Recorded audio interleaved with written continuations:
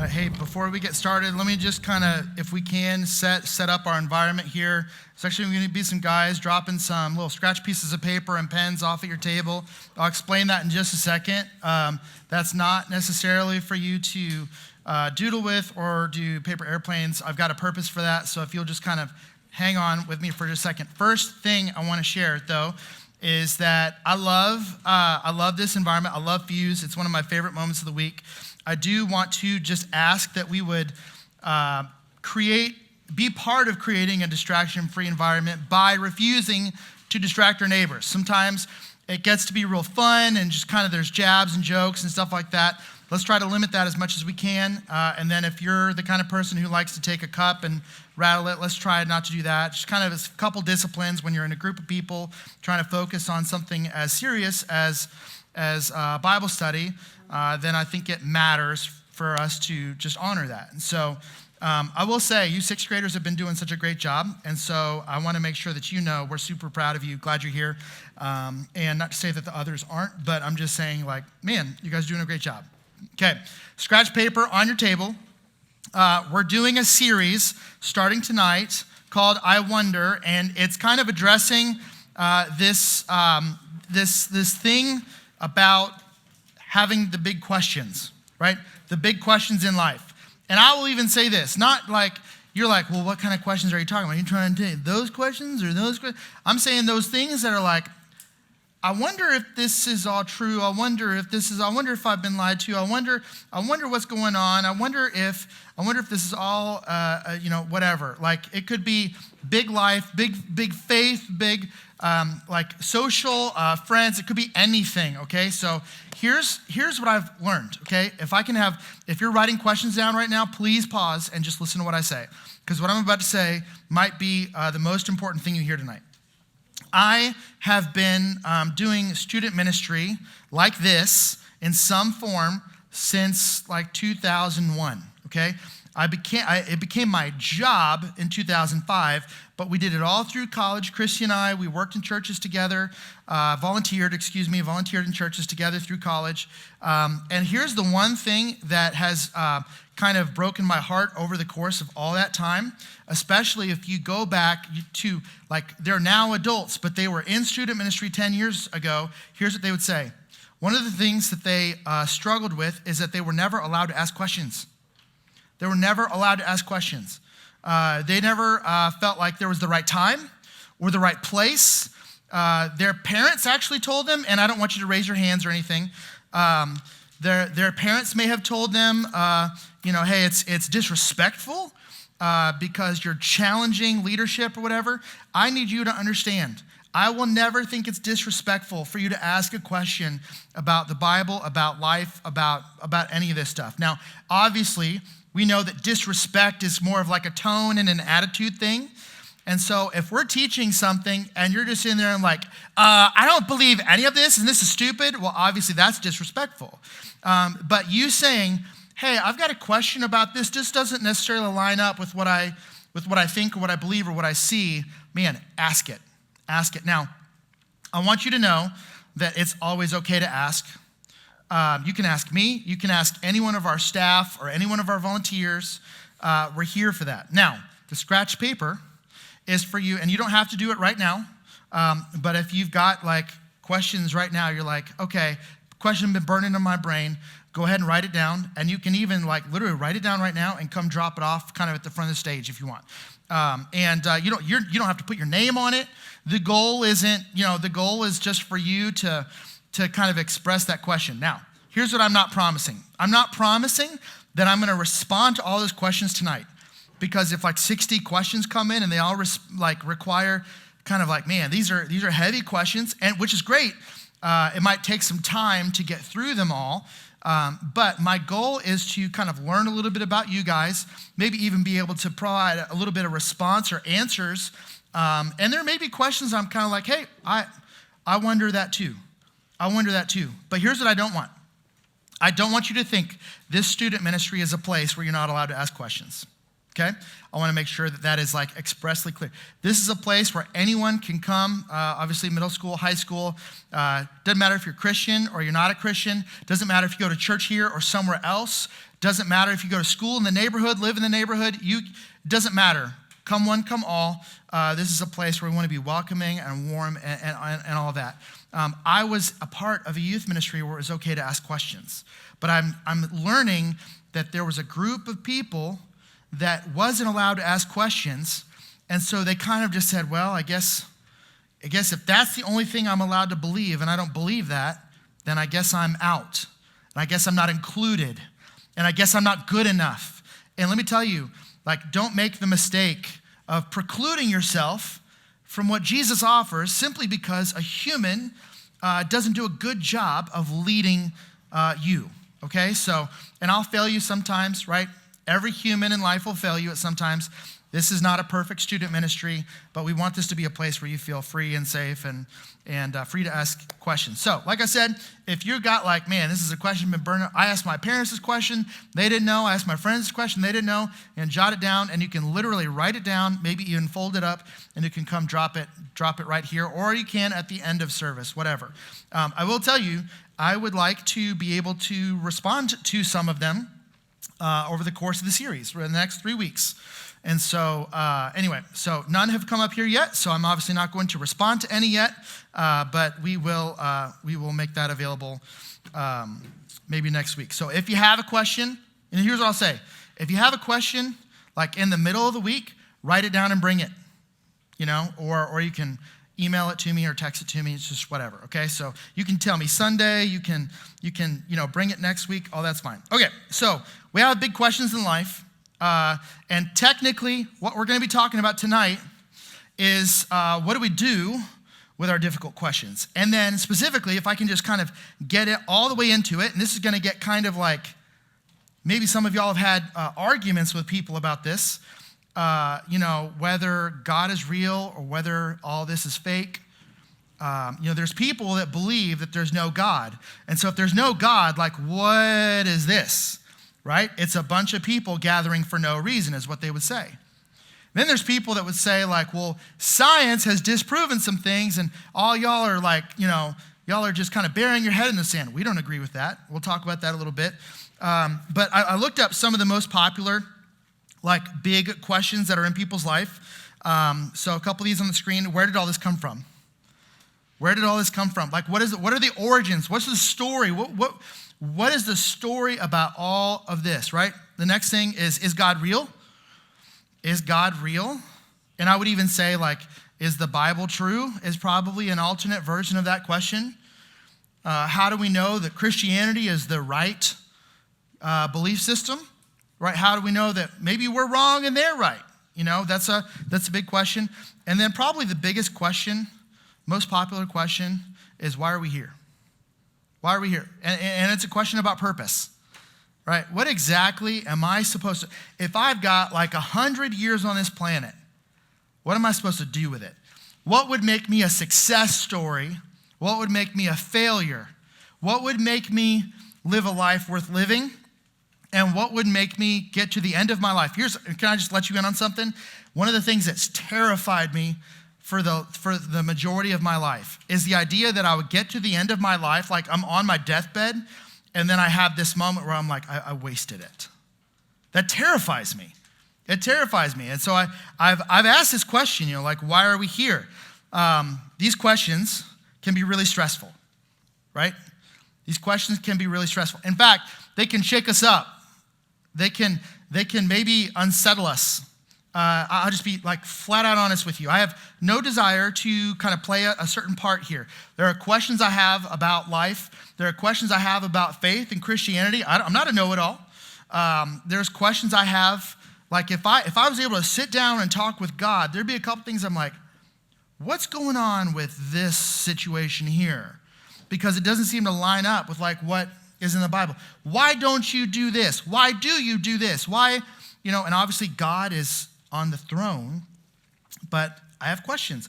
And over the course of my life, there's been a couple moments where I have a question about life because I used to believe something, and then all of a sudden I'm kind of like, ooh, I I don't know that I believe that anymore. And it really unsettles me. Anyone ever had that moment before where you're like, ooh, I don't know if this isn't true. And so we sing this song, right? I will build my life upon your love, right? It's a firm foundation. There are people, there's a large group of people right now that have said, I don't know that I believe in Christianity anymore, so I'm going to walk away. And here's what the story I've heard. I'm talking to some of them, right? I'm having conversations with some of these people that have done this, and there's kind of an unsettling nature. In fact, one person I talked to, this is a couple years ago, said, the most difficult part about walking away from my decision to follow Jesus and be a part of the church is I lost all of my friends. Because I've been living this Christian life this whole time, and all of a sudden I was just like, I was out. But then I lost my friends too. And I was like, man, that is really difficult. So I know this is getting kind of deep, but I want you to know that we are not a church and we are not a student ministry that wants you to just like, we're going to tell you what to believe and then believe it and just go live and be happy and just don't ask questions and, bury your head in the sand. We are not a bury your head in the sand church. We're not a bury your head in the sand student ministry. And so there's going to be moments in life where something happens and it really challenges some of your beliefs. And it might unsettle you. I'll tell you one of the things that is a popular one is kind of the science versus faith argument, right? There are people today who would tell you that you can't believe in science and faith at the same time. Some people would say science has disproven things in the Bible, or that maybe people in the church would say, well, we don't believe what science says. We're just going to believe in the Bible. And can I just be a human and be honest in front of you? I would say the two don't have to be opposing, right? There's so many things in science that point to God. And there's so many things about faith that educate us on this science thing. And so here's where I'm at. When there's scientists that discover something, and dude, you will see it on the news, you'll see it on social media. If it tips towards Jesus, all the Christians are like, see? And then if it tips away from Jesus, like, we don't know if this is true, then maybe some things in the Bible have been disproven. All the atheists, see? And the thing is that it creates questions. I do not believe, and let me just say this again, I don't believe that science and faith have to be in opposition of each other, right? And I'll just tell you, when there's things in science that kind of push up against my understanding of the Bible, I just want to say, my goal is not to run away. My goal is to kind of take a step deeper and learn more, okay? Here's what I think. The Bible does provide not all the answers, but a lot of the answers to our biggest questions in life. It provides answers. So let's just say this. If your big question is, how did we get here? We have an answer. If your big question is, why are we here? We have an answer. If your big question is why do all these bad things happen? We have an answer. If there's, where is all this going to end up? Like, is there life after death? We have an answer, okay? The Bible provides answers to a lot of our biggest questions in life. So, I wanted to start this series off because we're talking about our big questions. We're talking a little bit about the science-faith interplay. I wanted to start in the best place I know, which is just Genesis 1:1. Okay? Now, how many of you, like before it pops up on the screen, and that's fine, you're like, I could quote that from memory. Like maybe you've gone to church, like, in the beginning, God created the heavens and the earth. Boom, right? Anyone know verse 2 by chance? We're all big on verse 1. Anyone know verse 2? I heard, you said? You're like, I was whispering it, and then I don't want to say it out loud. The earth was formless and void. See? Speak up. Come on, Sachin. So, good job. So, here's the interesting thing. This is the beginning of the Bible, and this is the beginning of our creation narrative. And I need you to understand me. This is the beginning of our origins as we believe them. This is the beginning of our story. This is how purpose begins. This is how the creation begins. This is how everything that we know of begins. The only thing that didn't begin in this moment was God. No, there was no sin at this point. It was God. God existed in eternity past and eternity future. He's above time and space and all that. So in the beginning, we're talking about like creation. That's the beginning. There was no beginning of God as we understand it. Okay, so I want to do this. I'm going to do something a little differently.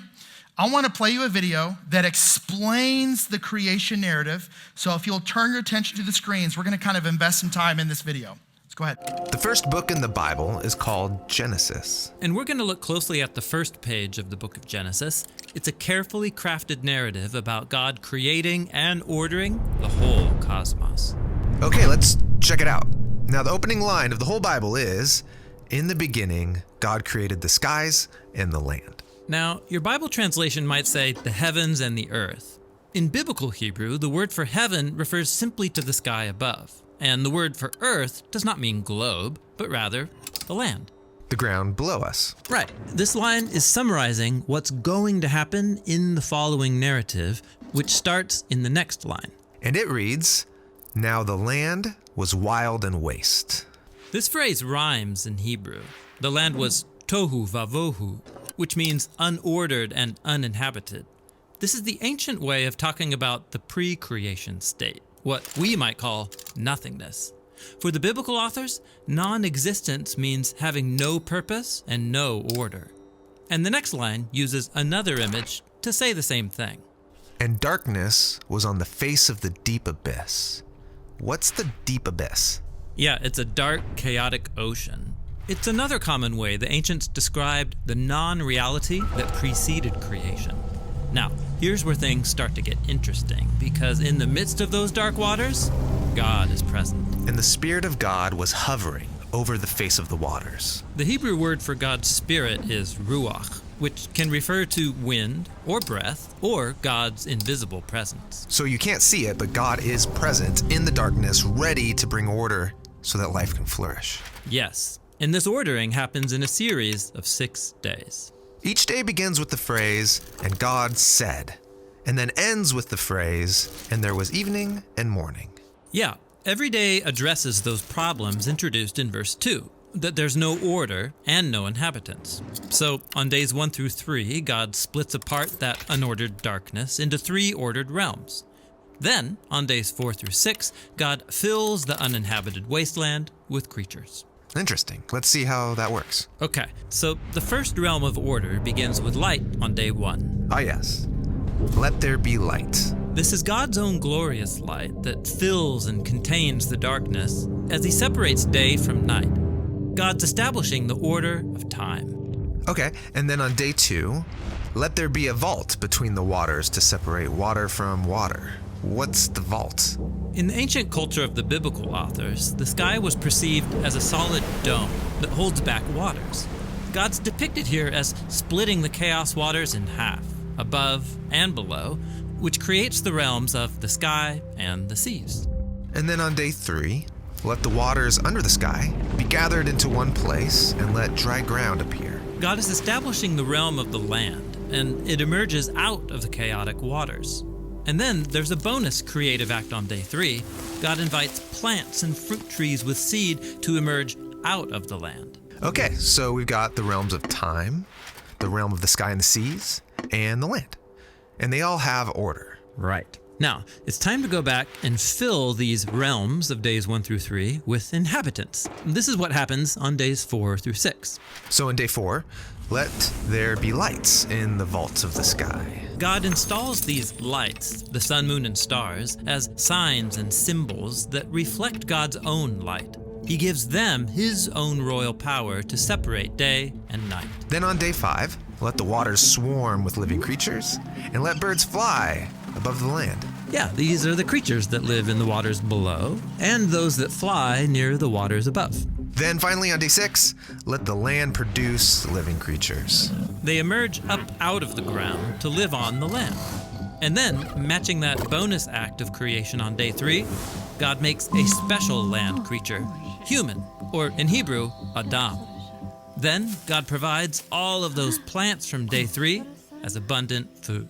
Now, over and over, God says what he created was good. But then after making humans, God says that it is very good. Yes, humanity is the climax of days 1 through 6, and their importance is explained in the first poem in the Bible. So God created humanity in his own image. In the image of God, he created them. Male and female, he created them. So humans come up from the ground like the other land creatures, but they're also more. They're God's image, which means that together, men and women embody and represent the Creator within his creation. God blessed them and said, "Be fruitful and increase in number, fill the earth and subdue it, ruling over the creatures." This is the purpose of being God's image, to oversee creation as God's partners and representatives in the world. Very cool. Now, after the 6 days, we get a concluding line that links back to the key words of the opening line. And so were completed the skies and the land and all their inhabitants. Except there's one more day. It stands outside the pattern of days 1 through 6. It's the big climax. And God completed on the seventh day the work which he had done. And he rested on the seventh day from all the work which he had done. And God blessed the seventh day and set it apart as holy. So God rests on the 7th day. This is a standard biblical image where God, after ordering the cosmos, comes to rest and dwell in his sacred space. It's like the whole world is a holy temple where God lives with his people.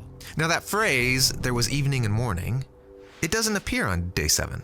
That's right. The 7th day has no end. That's because Genesis 1 is describing God's ideal vision for the whole cosmos. A place where God lives with his partners to rule the world in harmony forever. Yes, the 7th day is the goal of creation. It's actually so important that the author of Genesis 1 has woven the number 7 into every part of the story. There are 7 days of creation, 7 announcements that creation is good. There are 7 Hebrew words in the opening verse, and then 2 times 7 Hebrew words in verse 2.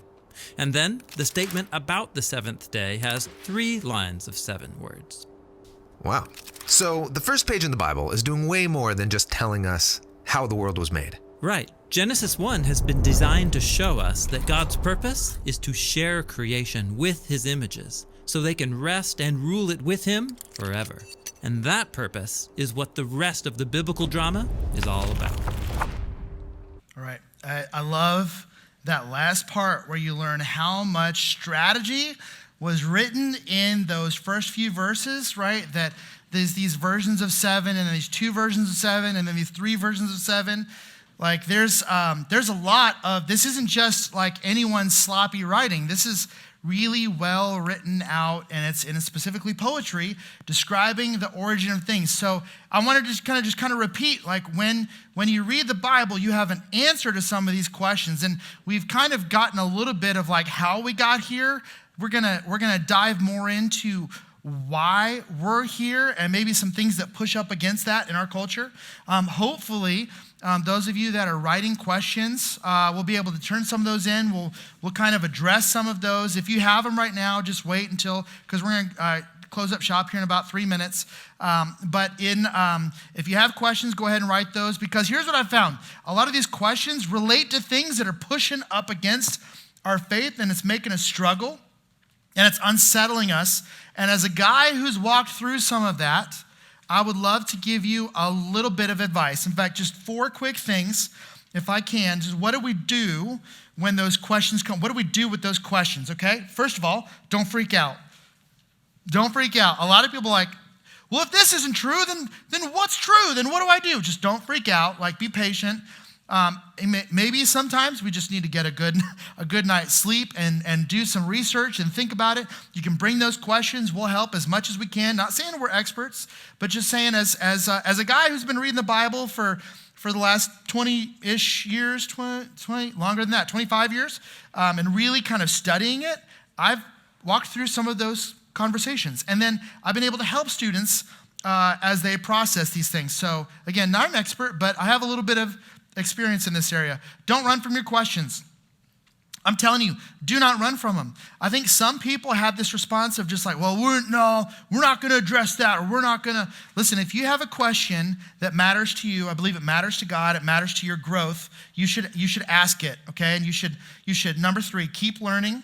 And then number 4, find ways to expand your faith, okay? So not saying like overload on faith and do nothing with the science side, not saying that like it's all got to be science because we can prove it and faith is just imaginary, saying there's like 2 things kind of in tandem, and if we can just take like the picture of science, right, that I've really never known science to just be like God doesn't exist, and by the way, I don't know that science could do that. I don't know that the scientific method could ever prove that God doesn't exist. And I've never seen faith. You know, the truth is you read in the Gospels about everything that Jesus says. Do you know Jesus never says, turn your brain off?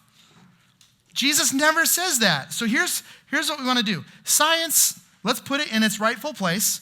It deserves to be there. It's part of the conversation. It's how we learn about our world that God gave us. And then faith is this picture of how we learn about the God who created our world. And the 2 in tandem will help build your head and your heart and your mind, your relationship with Jesus.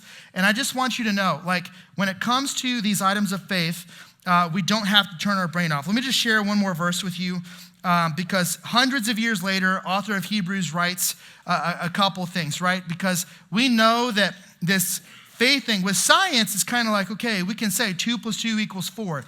But with faith, with things of Christianity, with Jesus, there's a lot, there's faith, right? And so Hebrews 11:1 is going to say this: faith is the assurance of things hoped for and the conviction of things not seen. So if you're like, well, I need proof,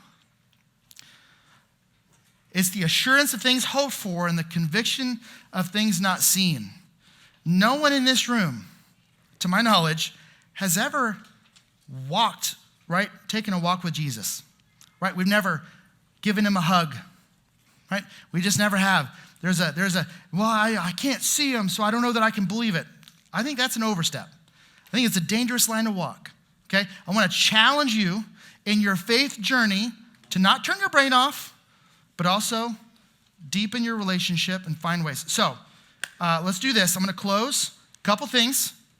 Definitely want you to come back next week because we are going to double down on this conversation and we'll respond to some of the questions. 2, if you have questions, go ahead and bring them up here before you head out, okay? And then if you like forget and you remember something like late tonight or over the weekend, write it down, bring it Sunday or Wednesday. Cool? Cool? All right, I'm going to pray for you. Heavenly Father, thank you so much for just the opportunity to learn about you. And just the opportunity to gather and encourage each other. So, Lord, I pray that we would just be a people who don't put our head in the sand, but that we do follow you and learn about you in the same way, in the same body, in the same pursuit, Lord, that we would learn about you and kind of the world you've created. And, Lord, I pray that this would be an encouraging and enlightening series for these students. It's in your name we pray. Amen.